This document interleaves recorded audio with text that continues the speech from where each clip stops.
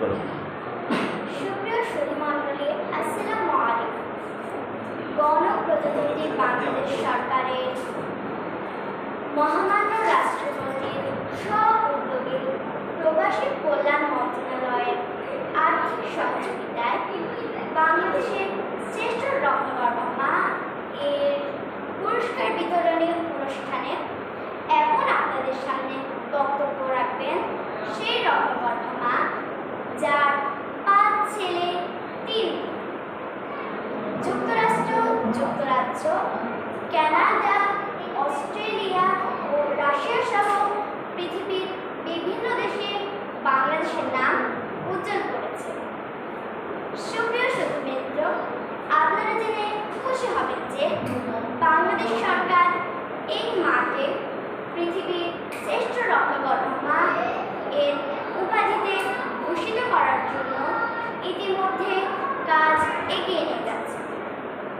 এখন আপনাদের সামনে বক্তব্য রাখবেন সেই রত্নগর্ভা মা রুফায়দা তাবাসসুম।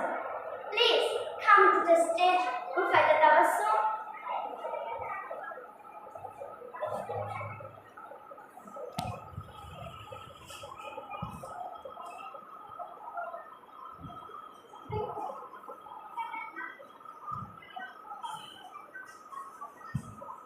কি কইলেন আপনারা?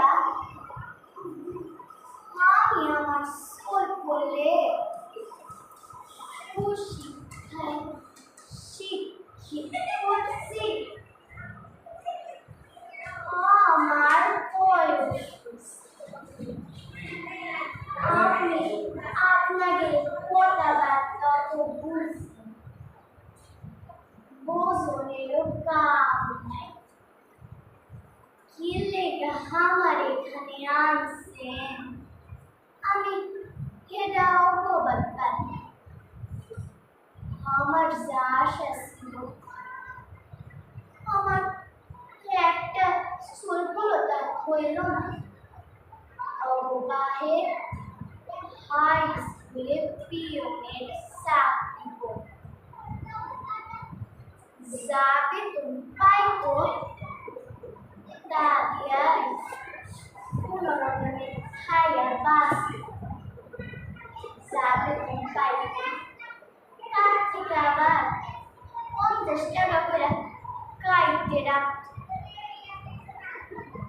অববাহের ইচ্ছা ছিল এক কোলায় হাফেজ হইব, মরলে যান জানাজা দিবার পারে,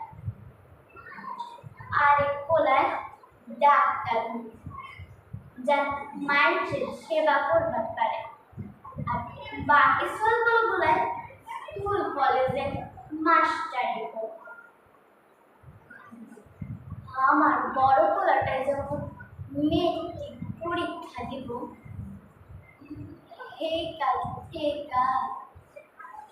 আমরা আর রাতে খাই, আমিও কোনো রাতে খাই। আমার খিদাই লাগে না। একদিন আমার ছোট মাইয়া যারা আমার জোর করে খাওয়াইছিল, হে রাতে আমি মরে যাবার লাগছে। হে ঠিকা ওরাও আমাদের খাইতে পারবে। আমার বড় পোলাটাই যখন ঢাকায় একটা বিশ্ববিদ্যালয় আছে না, ওটি করবার যাব, ভর্তি হতে 2000 টাকা। আমার অববাহের রাতে আর ঘুমা। একদিন আমি আমার ছোট ভাসুরের কাছ থেকে কইলাম, আপনার ভাইয়ের কোলায় তো ঢাকায় পড়বার যায়, ভর্তি হতে 2000 টাকা। আমরা এমনি কইরা 500 টাকা জমাইছি। আপনি যদি 1500 টাকা দিতেন তাইলে সোলটারে ঢাকা পাঠাই ওই তো আমারে দিল হই না এমন কথা বুনালো হই না কলজাটা ফেটে গেল আমি নাকি আমার চুলগুলো কামে দিলে ভালো হইব গার্মেন্টে কাম করলে টাকা দিব নাইলে এক পয়সাও দিব তারপর অববাহে জমি বেচা সোলজারে ঢাকা পাঠাই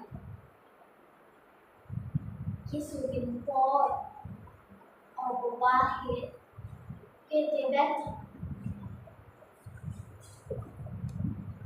আমি ওনারে কইলাম আপনার কেমন পেটে ব্যথা কইল এইটা পেটে ব্যথা কোনোদিনও হয় নাই তারপর আমি বাবার থেকে এই পাতা সেই পাতা আইন না কিছু খাওয়াই না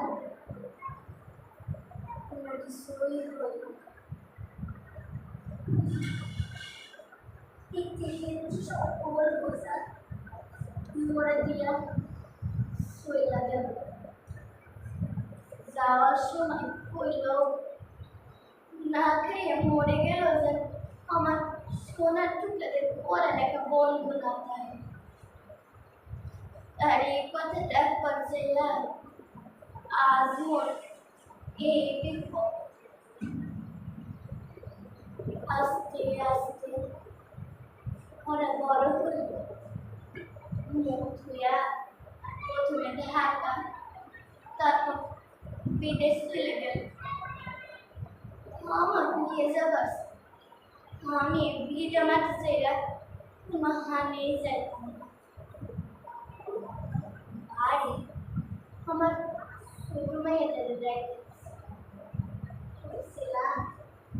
তোরা পড়ালেখার কাম নেই তুই মলে থাক গ্রামে স্কুল কলেজ গ্রামের স্কুল কলেজে পড়ে নাকি বৈজ্ঞানিক হয়ে গেছে সরকার ওরে ঢাকা পাঠাই আমি এত নিজে করলাম এত পাখির মতো ছটফট করলাম ওরা ওরে রেখা গেল না কিছুদিন আগে আমার বড় তোরটাই আসছে আমি অনেক কইলাম বাবা তুই মরলে থাক কইল মা তোমার তো এখন মোবাইলে দেখতে পারি আমি অনেক কইলাম মোবাইলে কি মায়ের কাপড়ের গান পাওয়া যায় মোবাইলে কি মায়ের হাতে পায়েস খাওয়া যায় কিছু কইল না শুধু দুই ফোঁটা চোখের পানি ফেলে আমি নাকি রত্নগর্ভা আমি সরকারি কই আমার এই পুরস্কার লাগতো না আমি রত্নগর্ভা মা না আমি অববাহিত আশা পূরণ করতে পারি নাই অববাহিত আশা পূরণ করতে পারি নাই